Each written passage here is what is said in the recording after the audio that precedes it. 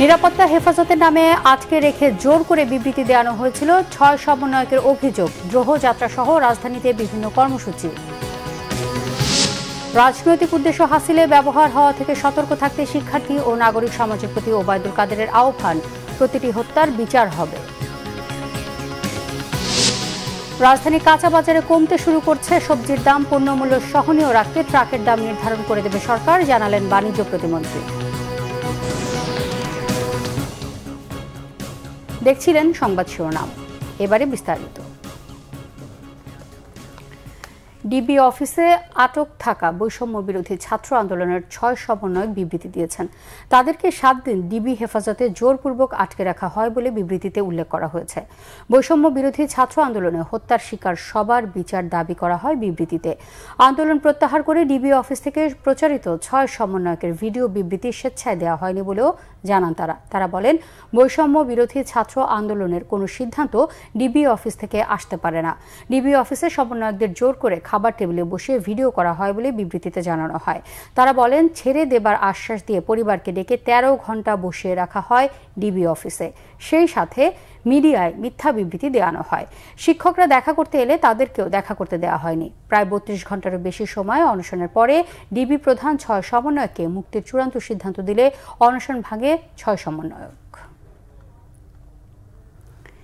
কোটা সংস্কার আন্দোলনে শিক্ষার্থী ও সাধারণ নাগরিক হত্যার দায় নিয়ে প্রধানমন্ত্রী শেখ হাসিনাকে পদত্যাগের আহ্বান জানিয়েছেন বিশিষ্টজন ও শিল্পী সমাজের প্রতিনিধিরা।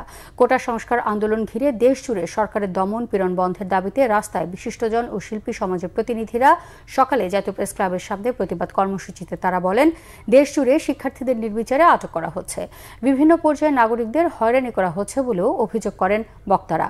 হত্যা ও নির্যাতনের দায় নিয়ে সরকারকে ক্ষমতা থেকে সরে যাওয়ার আহ্বান জানান বক্তারা। এদিকে ধানমন্ডির ৭ মসজিদ সড়কে গণহত্যা ও নিপীড়ন বিরোধী শিল্পী সমাজের ব্যানারে মানববন্ধন ও বিক্ষোভ মিছিল করেছেন অভিনয় শিল্পীরা। কোটা সংস্কার আন্দোলনে দেশে গণহত্যা চালানো হয়েছে বলে মন্তব্য করেন শিল্পীরা। তারা বলেন, প্রতিটি হত্যাকাণ্ডের জন্য সরকারকে দায় নিতে হবে।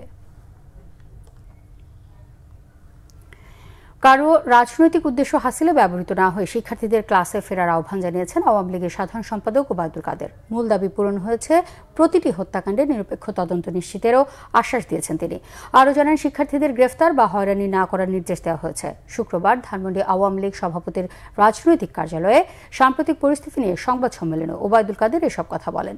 কোটা আন্দোলন ঘিরে সহিংসতায় প্রতিটি হত্যাকাণ্ডের সুষ্ঠু তদন্তের নিশ্চয়তার কথা জানিয়ে শিক্ষার্থীদের ক্লাসে ফেরার আহ্বান জানান তিনি। আশ্বাস দেন, কোনো শিক্ষার্থীকে আর আটক করা হবে না। হতাহতের ঘটনায় বিভিন্ন পেশাজীবীদের মতামতকে স্বাগত জানালেও কেউ যেন তাদের মতামতকে রাজনৈতিক উদ্দেশ্যে ব্যবহার করতে না পারে, সতর্ক থাকার আহ্বানও জানান ওবায়দুল কাদের। জামায়াত শিবিরের রাজনীতি নিষিদ্ধের পরিপ্রেক্ষিতে বিএনপি মহাসচিবের বক্তব্যের সমালোচনাও করেন তিনি। ওবায়দুল কাদের জানান, স্কুল, কলেজ, বিশ্ববিদ্যালয় পর্যায়ক্রমে খুলে দেওয়া হবে। সপ্তাহের ব্যবধানে বেশিরভাগ সবজির দামই কেজিতে কমেছে ১০ থেকে ২০ টাকা পর্যন্ত। সাপ্তাহিক ছুটির দিনে সকালে ঝিরিঝিরি বৃষ্টি হয় রাজধানীতে, এর প্রভাব পড়েছে বাজারেও। ছুটির দিনেও তাই কাঙ্ক্ষিত ক্রেতার দেখা নেই কাঁচা বাজারে। চাহিদার তুলনায় পণ্য সরবরাহ বেশ ভালো। কারফিউ শিথিল হওয়ায় পণ্য পরিবহন স্বাভাবিক হওয়ায় দাম কমেছে বলে জানালেন বিক্রেতারা। সবজির বাজারে বেশিরভাগ সবজিরই দাম নিম্নমুখী। বিক্রেতারা বলছেন, সব ধরনের পণ্যের দামই কমেছে কেজিতে ১০ থেকে ২০ টাকা পর্যন্ত। মাছের বাজারেও বেড়েছে সরবরাহ। ক্রেতারাও বলছেন, দাম আগের চেয়ে কমেছে। মুরগির দাম স্থিতিশীল থাকলেও বেড়েছে ডিমের দাম।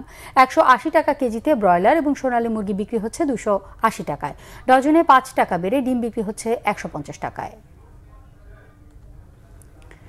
বাণিজ্য প্রতিমন্ত্রী আহসানুল ইসলাম জানিয়েছেন, ট্রাক ভাড়া বৃদ্ধির কারণে কিছু নিত্যপণ্যের দাম বেড়েছে। এই দাম সহনীয় করতে দূরত্ব ভেদে ট্রাকের ভাড়া নির্ধারণ করে দেওয়া হবে। রাজধানীতে কয়েকটি জায়গায় টিসিবি বিক্রয় কেন্দ্র পরিদর্শন ও পণ্য বিতরণ শেষে এই তথ্য জানান তিনি। বাণিজ্য প্রতিমন্ত্রীর দাবি, বাজারে চালের কোনো কমতি নেই। বাড়তি দাম নিয়ন্ত্রণে পাইকারি ও খুচরা পর্যায়ে বাজার মনিটরিং জোরদার করা হয়েছে।